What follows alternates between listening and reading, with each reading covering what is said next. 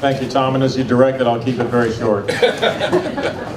Well, let me just say that what's going on right now in our, not just in our county, but in the state, is that we've been working with reduced budgets. Our budgets have been shrinking for a few years now. Every year, when we look at the situation, we find out that we're going to have to make some cuts.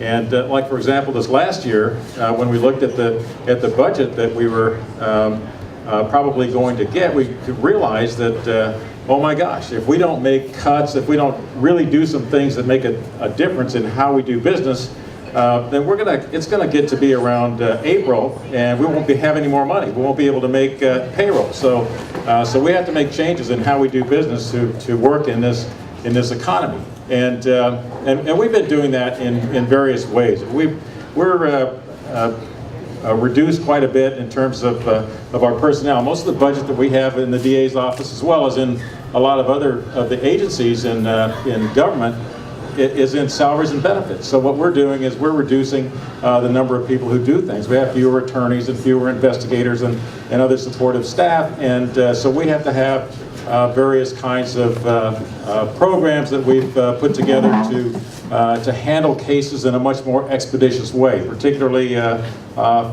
people, first-time people charged with misdemeanors and things like that. We're handling their cases very quickly by sending them to some classes and getting a DNA sample, that sort of thing, and not prosecuting them in the traditional way, so that we handle thousands of cases like that, and we're able to reserve the resources that we have so that we can still do the same kind of quality work that we've been doing over the years on the gang cases and the murder cases and the rape cases and those kinds of things, because those are certainly huge priorities.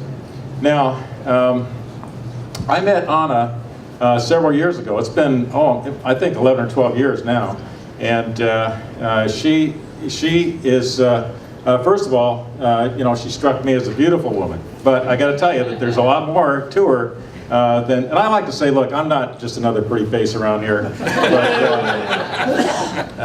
But Anna, as the president of the first of all, as one of the movers in the Republican Women, and then as the president of the Republican Women, I got to know her that way. And I can tell you that she is she's honest with a great deal of integrity.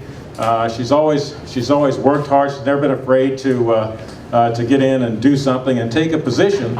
And the position might be controversial, but if it's right, that's what's important to her. And I've had an opportunity over the years to talk to her about a number of things. We've had a number of discussions about schools and her position on the school board and some of the things that have been occurring there.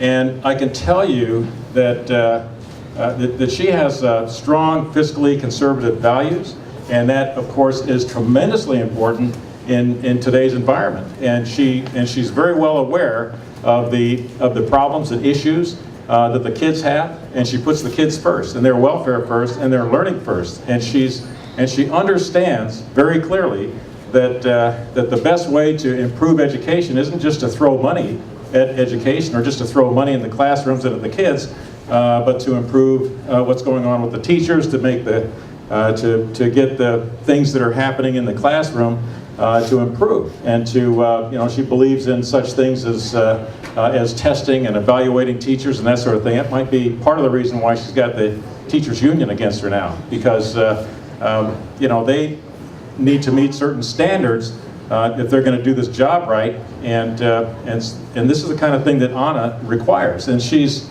as a board member. And when I say that she's willing to take a position if it's right, and she knows it's right, whether or not it's controversial, she's done that, and in fact she's doing that now. And her continuing to be in this battle is an example of that. She knows that she's doing the right thing. She knows that she's fighting the right battle, and she's going to hang in there. And she's not going to get bullied out or pushed out by a union or by any other group of people. And so I just want to vouch for Anna to tell you that I don't know of anybody with greater honesty and integrity and forthrightness and courage And so, you know, she's a great candidate and a great board member, and I just hope that we can all get behind her and keep her in the job that she's in. So, thank you.